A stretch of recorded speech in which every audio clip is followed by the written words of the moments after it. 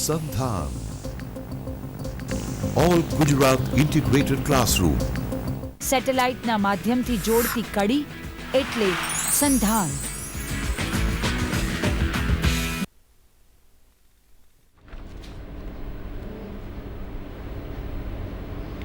नमस्कार.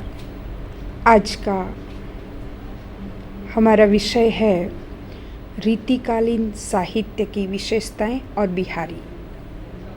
रीतिकाल हिंदी साहित्य का उत्तर मध्य काल है.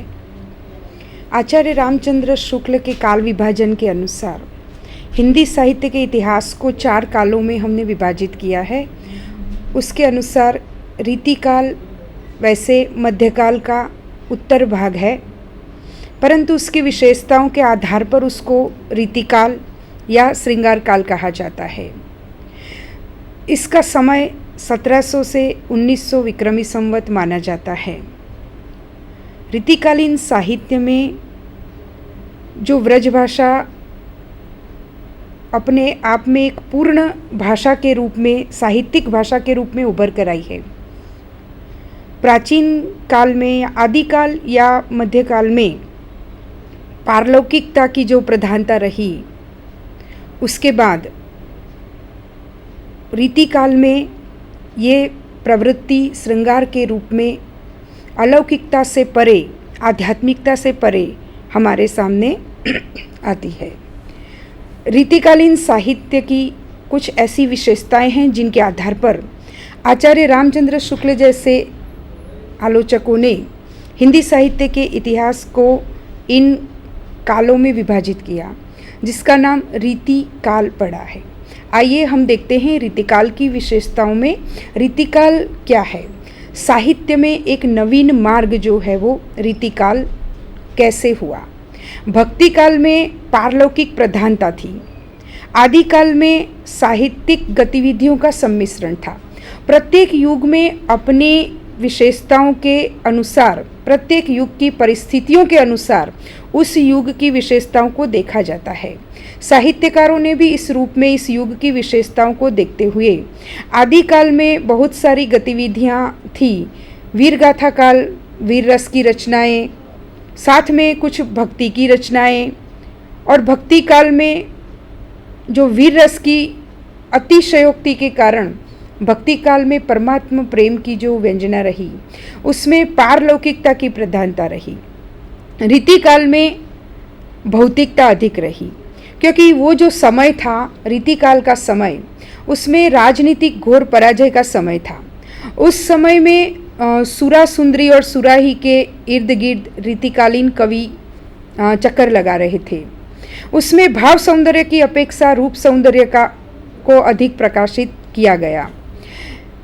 विदेशी सत्ता के कारण यहाँ पर राजनीतिक संकट खड़ा हुआ था. भावुकता और कला का अद्भुत समन्वय इस युग में देखा जाता है.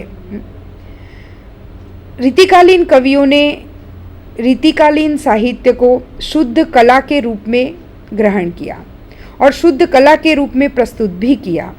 उस समय में रस की प्रधानता ने प्रेम का स्थान रसिकता ने ले लिया. जो प्रेम भक्तिकाल और आदिकाल में दिखाई देता था, पारलौकिक और भक्ति से संबंधित, श्रृंगार काल में यहाँ आकर के उसका स्थान रीति के परिवेश में हुआ. इसीलिए शुद्ध कला के रूप में इसको ग्रहण किया. रीतिकाल का नामकरण प्रवृत्तियों की विशेषताओं के आधार पर हुआ है. रीति की पद्धति पर लिखने की प्रधानता इस युग में रही. अलंकार, रस, नायिका भेद, ध्वनि आदि के द्वारा कवि प्रतिभा बताने का चलन था. तो कवि प्रतिभा उन लोगों की इस रूप में हमारे सामने आती है. इसीलिए इस काल का नाम इन प्रवृत्तियों को लेकर के, कोई इसको अलंकार काल कहता है, कोई इसको श्रृंगार काल कहता है, कोई इसको कला काल कहता है, क्योंकि विभिन्न रूपों में संस्कृत के आचार्यों के द्वारा ये रीतियाँ ग्रहण की गई. संस्कृत काव्य शास्त्र में वामन ने 19वीं शती में रीति शब्द का प्रयोग किया. विशिष्ट पद रचना रीति ही, विशिष्ट पद की रचना रीति कहलाती है. और हिंदी में विद्यापति के समय में रीति शब्द का एक अर्थ लिया जाता था, उससे अन्य अर्थ में काव्य रचना पद्धति तथा उसका निदर्शक शास्त्र ऐसा माना गया। रीति शब्द संस्कृत साहित्य से चला आ रहा है और उस रूप में विशिष्ट पदों की रचना करने वाले कवि मध्यकाल से लेकर के रीतिकाल में आते आते तत्कालीन परिस्थितियां और प्रवृत्तियों के कारण साहित्यकारों ने कुछ नवीन मार्ग का निदर्शन किया और इसीलिए काव्य रचना पद्धति में परिवर्तन आया और रीतिकाल में श्रृंगार से संबंधित रीति को लिया गया। रीतिकालीन साहित्य की सृष्टि सामंतीय वातावरण में हुई, क्योंकि वो जो समय था, रीतिकाल का समय था, वो सामंती युग था। राजनीतिक संकट तो था ही, मध्यकाल में जो राजनीतिक संकट था, लेकिन मध्यकाल में भक्ति की रचनाएं अधिक लिखी गई। रीतिकाल में आते आते राज दरबारी कवि हो गए, क्योंकि प्रत्येक राजा की प्रशंसा के लिए ये लोग कविता करते थे और उस कविता के माध्यम से वो राज दरबार में अपना पद पाते थे, आर्थिक उपार्जन करते थे और राजा को रिझाने के लिए, खुश करने के लिए भी ये राज दरबारी कवि रीति से संबंधित, श्रृंगार से संबंधित काव्य रचना करते थे, साहित्य लिखते थे। भाव सौंदर्य की अपेक्षा रूप सौंदर्य को अधिक वो लोग आकर्षित करते थे। कला और साहित्य में जो भाव सौंदर्य होना चाहिए, कविता में जो भाव सौंदर्य होना चाहिए, रीतिकाल में आते आते ये भाव सौंदर्य कला के रूप में और सौंदर्य के रूप में अधिक आकर्षित करता था।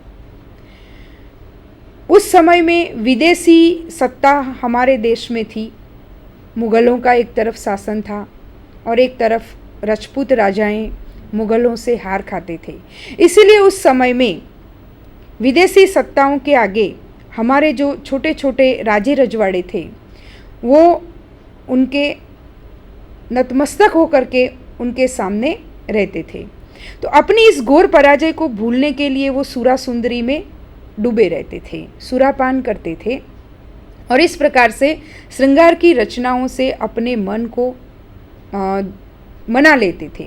तो इस प्रकार के श्रृंगार रस की प्रधानता के कारण प्रेम का स्थान रसिकता ने ले लिया और रसिकता के कारण साहित्यकारों ने उस युग में राजाओं के आश्रयदाता होने के कारण कवि कर्म अपना किया और उस अनुसार वो कवि कर्म करते करते अलौकिक प्रेम की व्यंजना को भूल करके लौकिक प्रेम की व्यंजना में आ गए और लौकिक प्रेम की प्रधानता उस युग में दिखाई दी।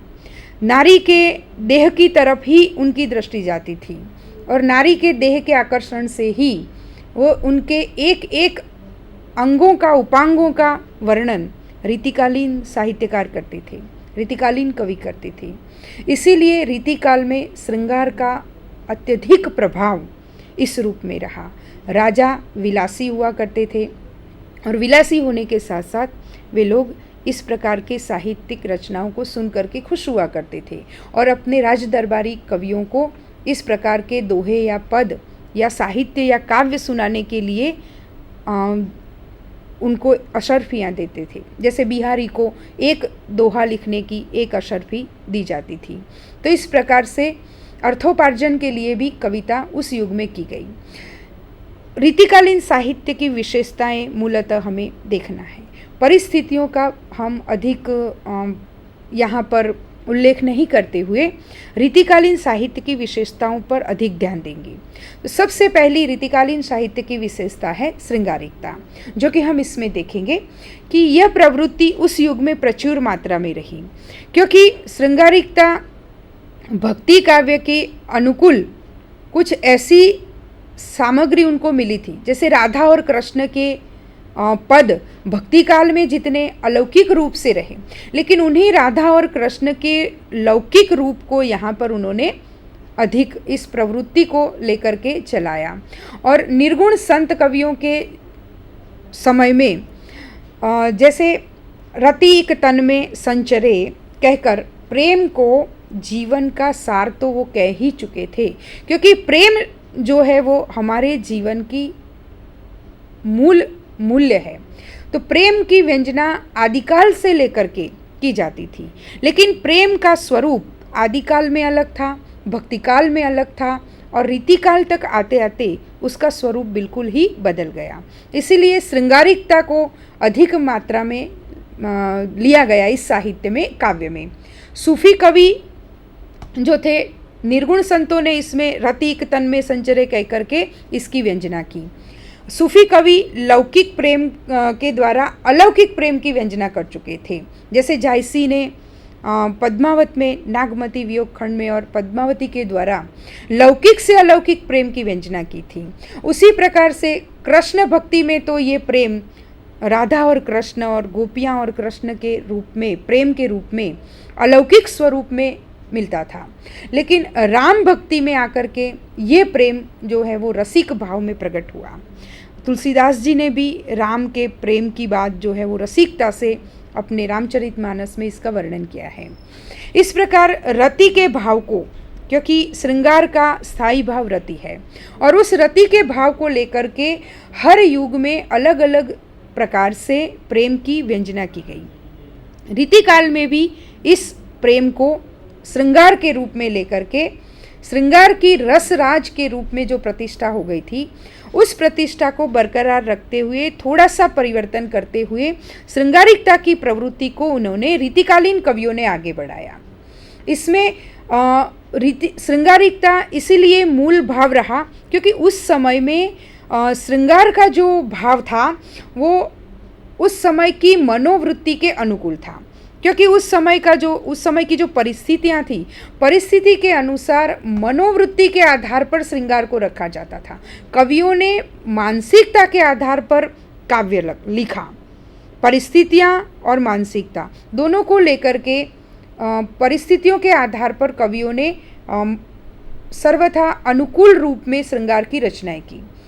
श्रृंगार जो है रस, वो रीतिकाल का मूल प्रतिपाद्य था, क्योंकि रीतिकालीन साहित्य में कोई भी कवि का, किसी भी साहित्यकार का साहित्य ले लीजिए, काव्य ले लीजिए, उसमें आपको सर्वथा श्रृंगार की रचनाएं ही मिलेगी, और वो भी श्रृंगार की रसिकता को बढ़ाते हुए लौकिक प्रेम में बढ़ी हुई, लौकिकता से भरी हुई कविता हमें रीतिकाल में मिलती है।